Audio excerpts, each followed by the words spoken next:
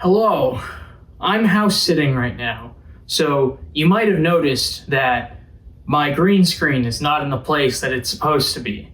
In fact, it's in a rather shit spot lighting wise, but I figured I'd try a new location given that I have the option to. You might also notice that the acoustics, well, we'll see when I look at the footage, but the acoustics of this room might be even more dog shit than the lighting. So, yeah. I have to address the two different groups of people who probably clicked on this video separately. The first are people who like Magic the Gathering who have never heard of me before, and the other is the people who watch my videos who either have no interest or have no knowledge of collectible trading card games, or at the very least, Magic the Gathering specifically. If you're in the latter group, you can skip to this timestamp in the video, or watch it all the way through if you're freaky like that, and give me the watch time. Hello, everyone who clicked on this video because it's Magic related. My name is Alexander Hill, as you can see below the video. I make low production rants mostly about history, and I write books that constantly make me want to choke out the person who made the definition for the historical fantasy genre. Ja, ich heiße Hans, ich liebe Bier und Weißwurst und Bayern ist der beste Bundesland, ja? This will likely be the only Magic the Gathering video I make for the foreseeable future, so temper your expectations. But welcome. You can think of me as the polar opposite of Spice 8 Rack, libertarian and not British. And yet we are both literature students. Hi, people in my audience who skipped this timestamp, welcome back. I promise we're gonna talk about history, okay? But I'm gonna tie it to the new expansion for Magic the Gathering that's coming out. So, yeah. And now, with Tarkir coming back in this next set, I'm taking off my year-long hiatus from the game because this set is actually looking to be relatively good. Tarkir is a fantasy world, one of many that Magic the Gathering uses for its settings.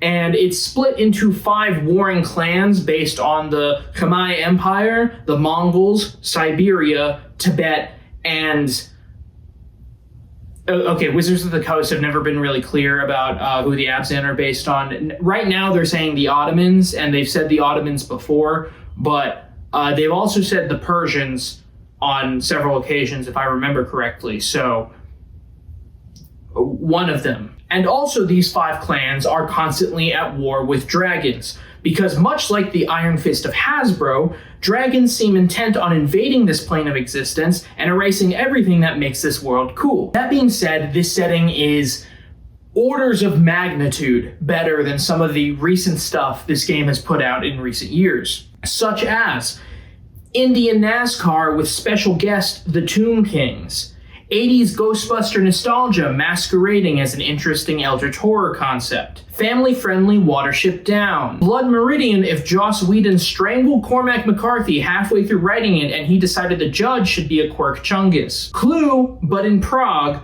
but only in the part of Prague that has no history or culture, Journey to the Center of the Earth starring Brendan Fraser and Fish Josh Hutcherson, family-friendly A Court of Thorns and Roses with no smut to offset the shitty character work, For Whom the Bell Tolls. So yeah, I haven't been enjoying the lore of the game that much, which is half the reason I got into the game in the first place 10 years ago. And while I'm happy to have returned to a Tarkir not dominated by dragons, which, for those who don't know, there was a set that took place where it was just these clans based on historical societies, and then they got taken over by dragons, and then dragons erased their culture and did a genocide. And now they're back to being the clans, and they got rid of all the dragons again. And, you know, I'd like to ask the question, why wasn't the overthrow of the Dragon Lords the main event of the story? But that aside, I believe Wizards of the Coast, the company that makes this game, has more or less entirely missed the point of borrowing from history. I don't give a rat's ass if you guys got a historical consultant on board. Clearly, they weren't enough of a historian to realize that making the proletariat overthrow the oppressor's utopia, the clan based on Cambodia, was maybe a bit in poor taste.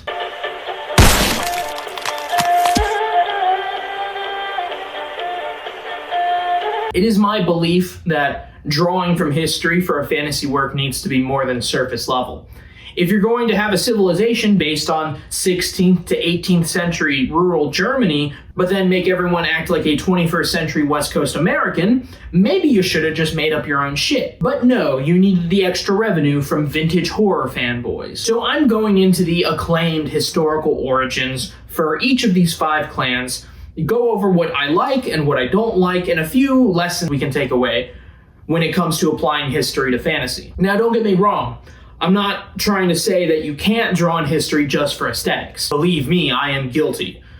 But I am saying that it's lazy and uninspired if you're going to go around advertising, "Ooh, look at my world, this is the selling point of my card game, look at how interesting the cultures are," when you don't actually draw on the cultures that you're recreating the aesthetics of. Or worse yet, just forgetting to make a culture in some of these cases. But before we get into that, this video is brought to you by my debut novel, Iskander's Game, The Shadow of Macedon, which is an action-adventure urban fantasy story that's basically if I took Uncharted and Percy Jackson and grafted them Frankenstein style into the same person and then dressed them in kung fu silks. It's a treasure hunt for the tomb of Alexander the Great, peep the shirt, that very quickly reveals itself to be a lot more than anyone bargained for. You can read the first 2 chapters on my website for free. It's available for pre-order right now on Kindle and will be available in ebook and paperback on May 21st. You can sign up to get reminders of the book's release on my emailing list or in my announcements only Discord,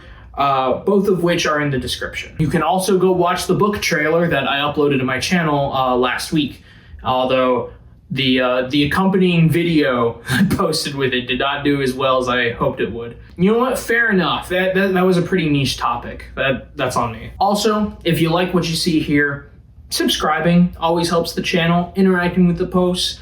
Leave a comment on whether or not you thought my complaints, because that's really what this video is, are valid, and maybe what you would like to see happen regarding Tarkir or Magic the Gathering or world building at large, or your thoughts on implementing history into fantasy settings. I like the Spider-Man. Have you seen the Spider-Man movie? I am going to eat the gourmet sabzi while watching the Spider-Man movie. I'm going to illustrate what I believe the point of borrowing from history is through the admittedly blurry origins of the Abzan clan, the faction in Tarkir I have the least amount of problems with. In my mind, there are a limited number of good reasons to go and say to your audience, "Hey, this fantasy faction is based on X group of people." Again, if you just take the aesthetic and don't go, "Oh, we hired a historical consultant because we want to be true to X group." It's not that deep and you don't have to worry about it. But again, Wizards did do that. So my standards for them are a little bit higher.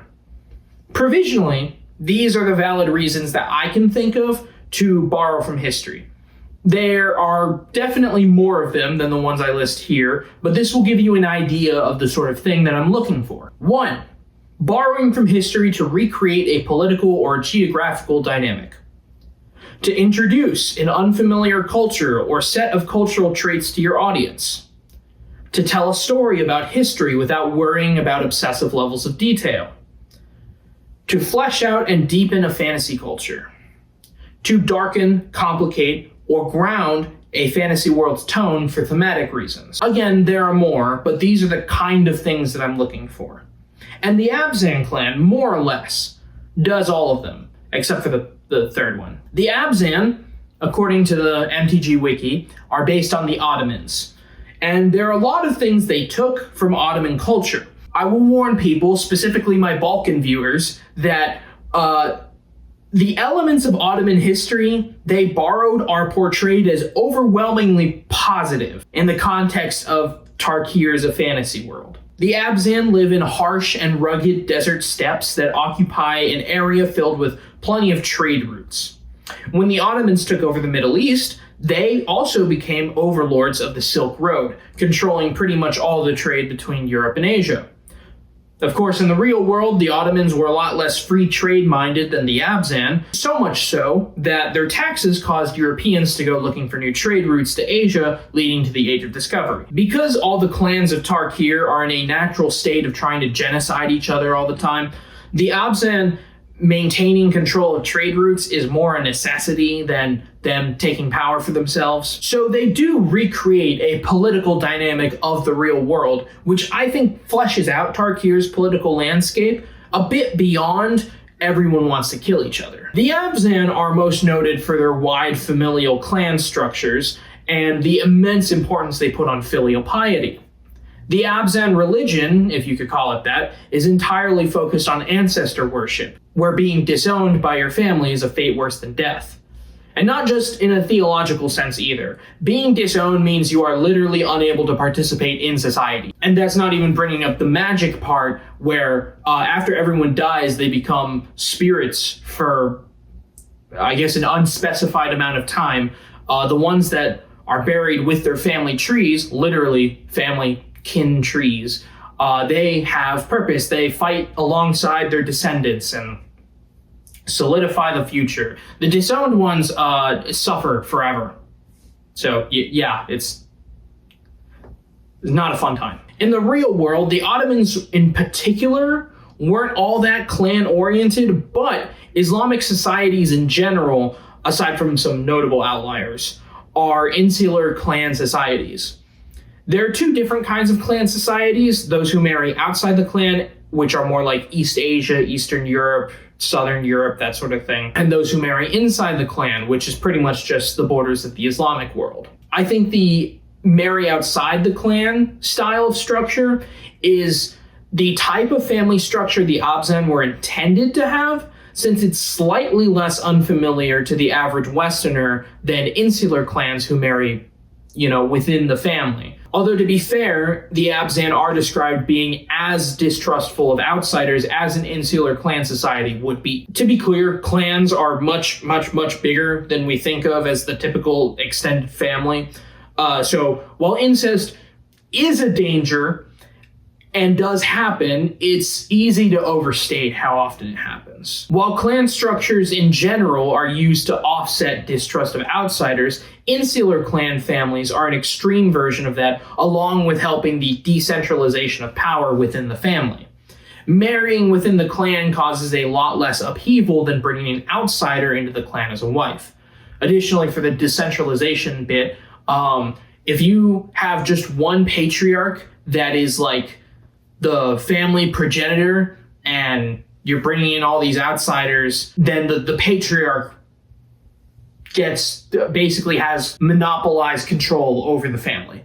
In an insular clan society, because all of your everyone knows everyone, so everyone is responsible for the upbringing of children within the family. So you can hand that responsibility off to other relatives who, in an external clan society, would be outside of your family.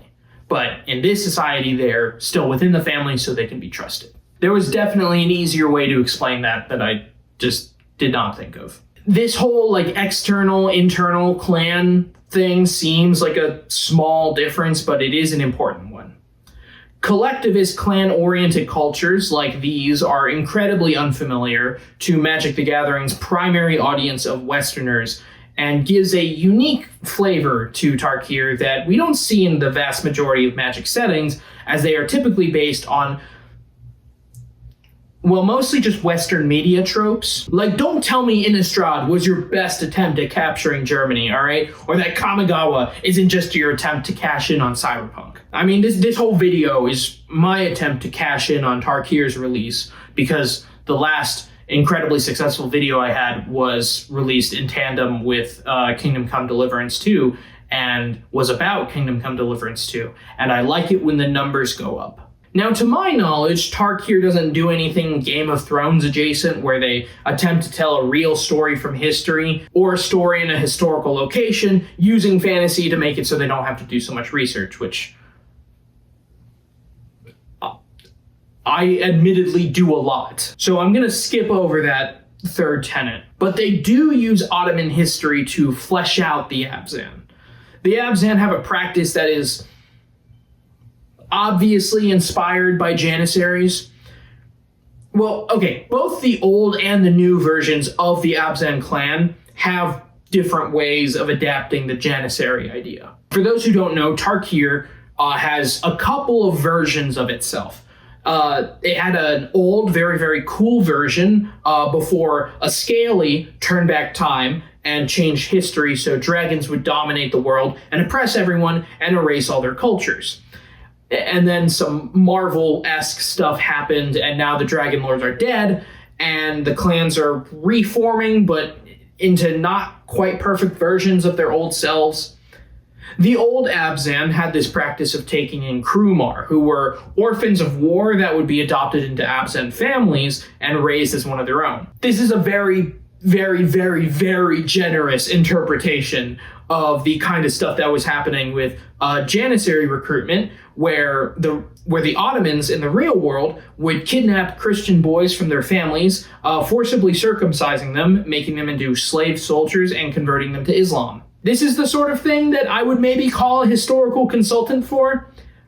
If it were me, I would just show the reality of the practice and throw the Abzan into the morally questionable zone with everyone else. What they did with the new clan, it's not where I would have gone, but I do like it. I think it shows a side of the Janissaries that is still cool and still complex without having to deal with the real world religious politics. The new clan introduces a group called the Yathan, which are a far more voluntary group of elite warriors than the Janissaries. But they operate outside the authority of their Khan. The Janissaries in the real world also grew in power as a bloc to the point where they basically controlled the Sultan. So I can only hope that they do something interesting with that. Focusing more on the new Abzan, historical influences they take also serve to darken the world's tone. Original Tarkir, Dragon Tarkir, and New Tarkir are, in my belief, 3 different worlds. Original and Dragon Tarkir were both very dark worlds for Magic's typical tone, although back in the early 2010s, the tone of the whole game was generally darker. New Tarkir has, along with the rest of Magic's settings, been forcibly dragged into this corpo family-friendly zone, but just barely. New Tarkir is still a lot darker than the other settings we've had recently, including the horror house.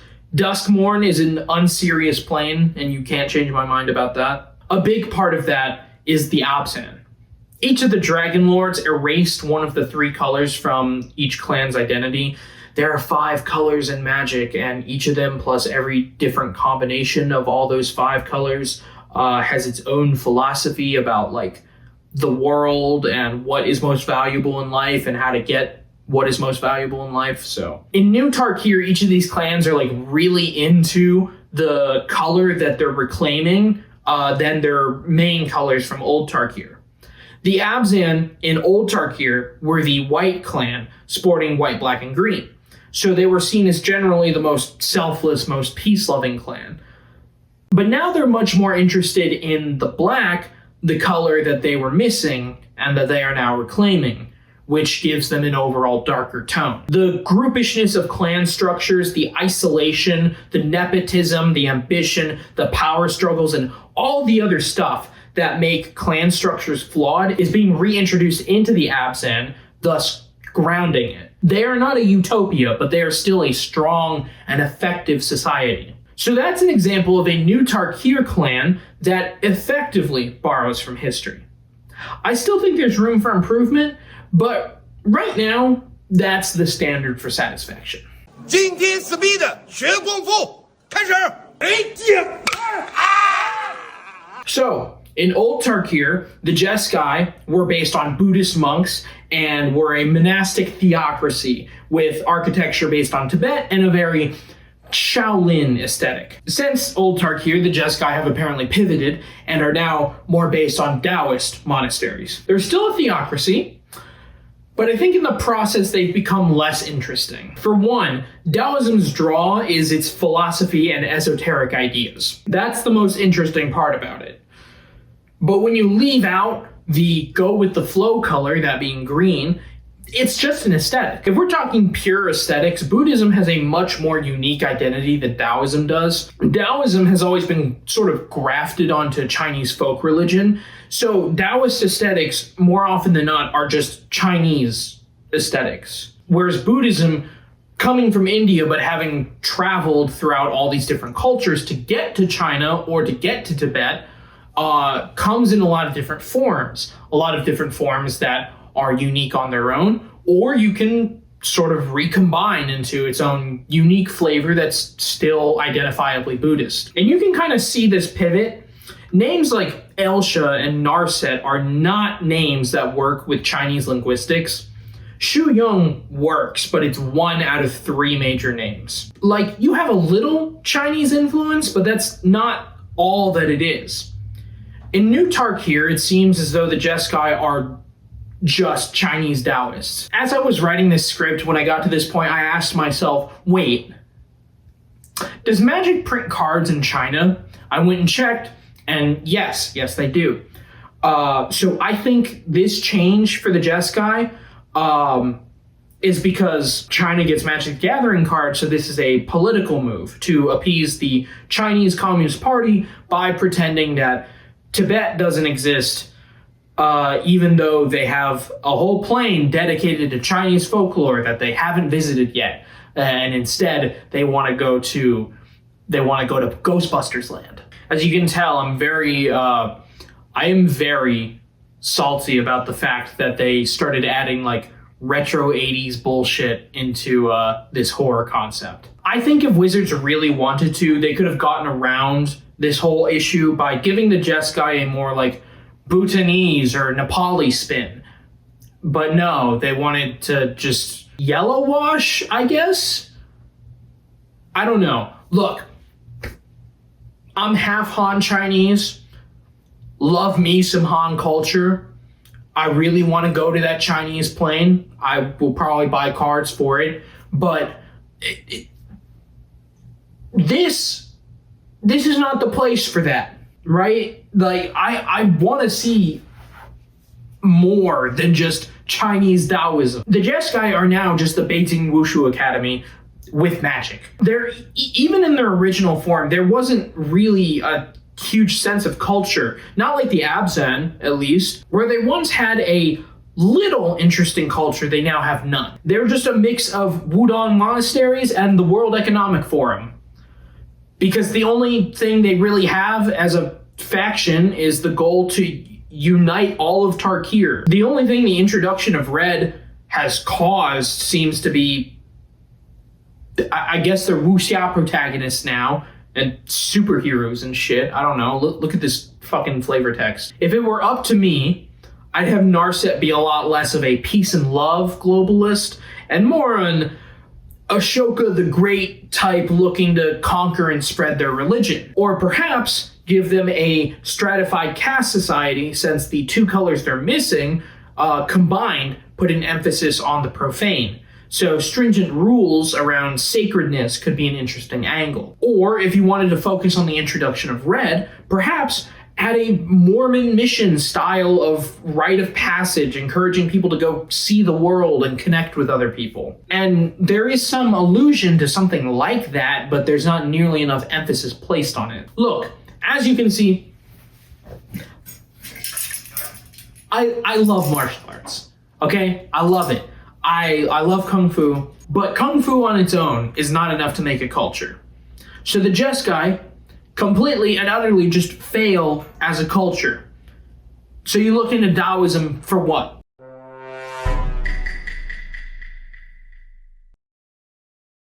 Oh boy, where do I even start with the Sultai?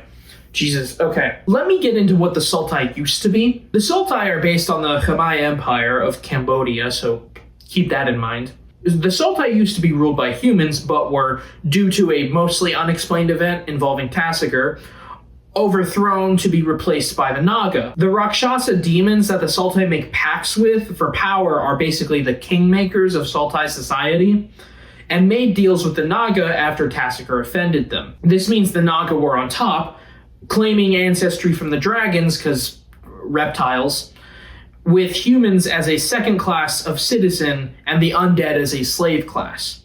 The only thing that kept humans from being disenfranchised entirely was their access to green magic, specifically described as ancestral magic in the wiki. It also allowed them to delve into the past and try to contact their ancestors to discover the history of the Sultai, a history where humans ruled. In the dragon timeline, after Tassiger offended the Rakshasa, he was forced to strike a deal with Silumgar, one of the dragon lords, leading the Sultai into being dissolved.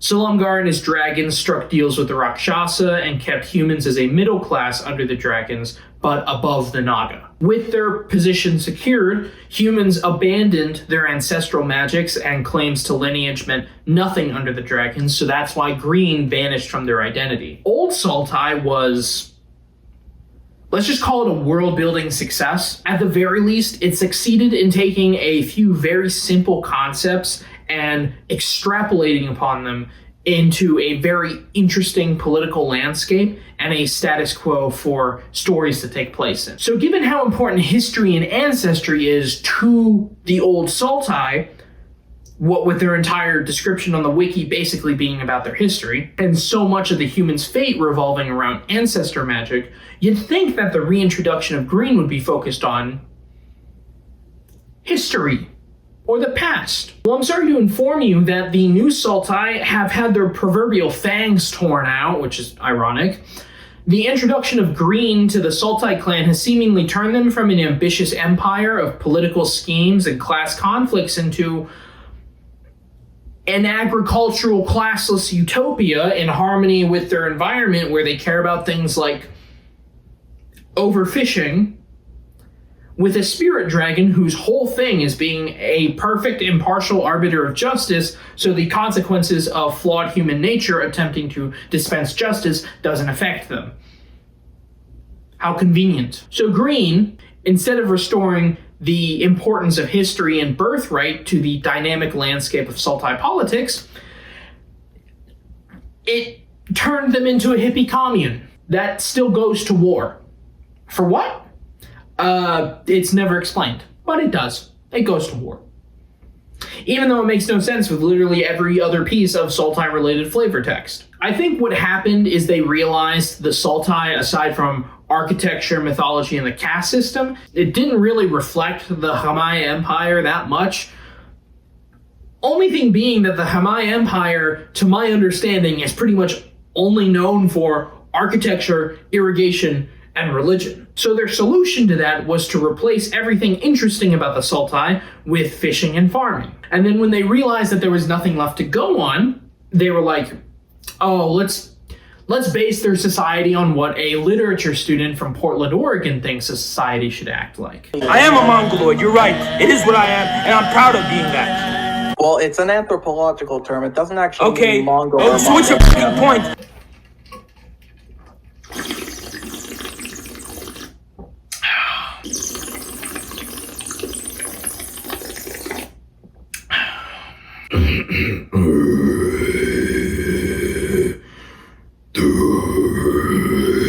I'm slowly learning to throat sing. The Mardu are the okayest out of the other four clans.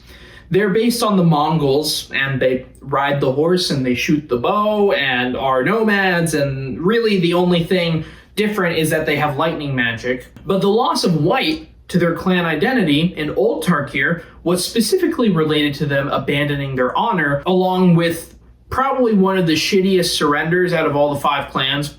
Kolagon, their dragon lord from the dragon timeline, said, no, I definitely won't enslave you guys. I'm chill. I'm not like the other dragons. And then Kolagon enslaved them. Good going, Alesha. The Mardu actually do a pretty good job of replicating their historical counterparts by recreating the scenario most steppe tribes found themselves in, of needing to raid other places in order to get resources and wealth. Because the steppes are famously dog shit for farming. But the loss of white in their color identity basically turned them from warriors with honor to savages with no code. Their new code in the new clan, called the Thunder's Decree, is not the old one and is something that I guess Zergo created. And it seems like a very teamwork makes the dream work kind of thing. From scouring through flavor text, I found these two tenets: victory is survival, which goes pretty hard, and community is strength. I don't think there's actually all that much to take from Mongol culture that hasn't already been included into the Mardu Foundation. It's not really doing much. It almost feels half-assed. Like, they recreated the Mongols, but the actual Mongols did everything that the Mardu do to a more extreme degree. I actually think that treating the steppe tribes like any other civilization is kind of a mistake. Think about the steppe tribes as more a force of nature, a Newtonian equal and opposite reaction to civilization. Anti-civilization, if you will. That's not to say steppe cultures are like somehow inhuman. I think steppe tribes are a weird exception where they never really produced like organized religion or established cities beyond Samarkand, which was developed mostly by non-steppe people, and Karakorum, which was more of a religious site than a real city. The steppe tribes also always work with like 1 man to every 100 men of wherever they're conquering. So they have the power of a civilization without the same byproducts, which makes me think steppe cultures are, on a metaphysical level, a kind of like anti-civilizational energy, I suppose, that keeps the civilized areas of the world on their toes. Civilized is not a compliment, by the way. For anyone who thinks that saying uncivilized or barbaric is an insult, barbarians prove time and time again throughout history that civilization is not inherently superior, and arguably they are more human than civilized populations, as they are living closer to the way that we evolved to live. All that is to say, I think the Mardu kind of have to be barbarians, and they should be treated with such reverence as a destructive force that exists to challenge the other clans. So this kumbaya streak from the new Mardu feels to me like they're being watered down for the sake of a complexity that Wizards is hoping to capture that just doesn't really exist in the real world. Or at the very least, a complexity that can't be recreated in fantasy. This is a situation where I think the subject should be simplistic. Most civilizations serve several purposes in the, I guess, a proverbial grand narrative of history. The steppe tribes really only have one role that they play: making civilizations suffer.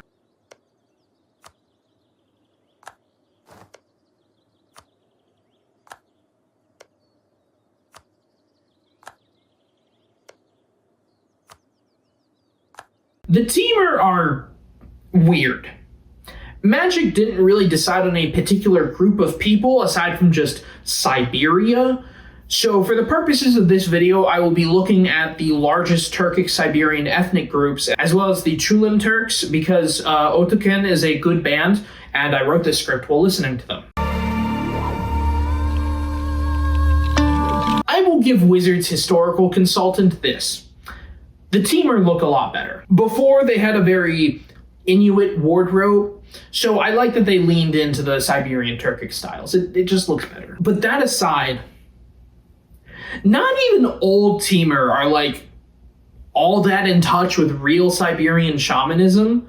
According to the wiki, the Temur's secular culture only consists of like the bare building blocks. They go hunt in the Kalsizma Mountains for food. Their society is based around family structure, but not quite as much as the Abzan. The best warrior is called Dragonclaw, who is supposedly separate from the title of Khan, even though every Temur Khan we've ever seen has also been a Dragonclaw. Eshki, I think, would have been an interesting chance to see a Khan who wasn't a Dragonclaw. Their shamans are called Whisperers, and they have a weird relationship with time, and it's just... There seems to be a problem in common with both the Temur and the Mardu. Frankly, there isn't a ton of source material to base the clan on. And if we were making historical fantasy, that would be fine. But we aren't. This is epic fantasy that borrows from history. This might be something to apply to the Mardu as well. Both of these clans need extrapolation from their source material. We saw how the Sultai were able to take two very simple concepts, the caste system and the Rakshasa, and extrapolate them into this interesting landscape in which to tell stories.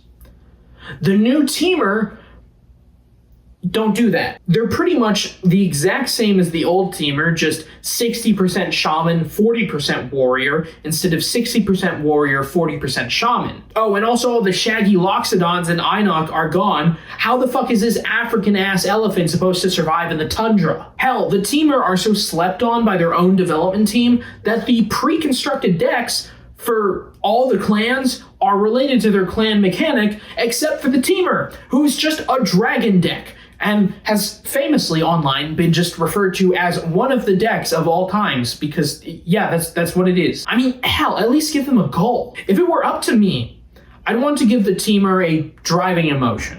You can watch my video on fantasy cultures if you want to know all the elements I consider when building a world. I think for the Temur, pride makes the most sense. Maybe the revival of the clans has inspired nationalist or imperialist ambitions from the other four clans, seeking to either divide the spoils of the fallen dragon lords or to take advantage of a moment of weakness. The Temur I don't see participating, but I can see them being forced to adapt to these new circumstances, as perhaps their understanding of their own shamanism is so broken and forgotten due to a lack of written records that it's not quite equal to what the other clans have. Maybe Atarka, their former dragon lord, and her brood of fire-breathing dragons caused a smidgen of climate change, and now the tundra's on fire. I don't know, give them something unique, anything, beyond the fucking dragon storms. Everyone has to deal with the dragon storms, alright? You're not special for being like, oh, we fight the dragon. Yeah, so does it. Fucking everyone does that. At the end of the day, this video was made because this is my favorite plan. I thought the world building in Old Tarkir was incredibly strong, and I want to see it succeed. I also want my favorite clan, the Sultai, to get its shit together and not have this piece of shit for a con. A 2-1 for 4? Seriously? Forget the indestructible. Alright, this thing dies to fucking whispers of the dross, for God's sake. Anyway, that's my video.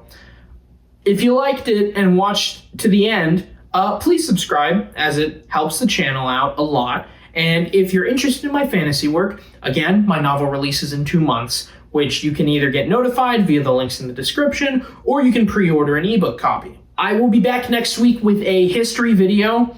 This is a one-time thing. Do not start expecting me to upload every week. After next week, we're back to 1 every 2 weeks. But yeah, this is my Tarkir rant, and I'm done now. I'm gonna go to my pre-release, probably, and spend way too much money on this fucking cardboard.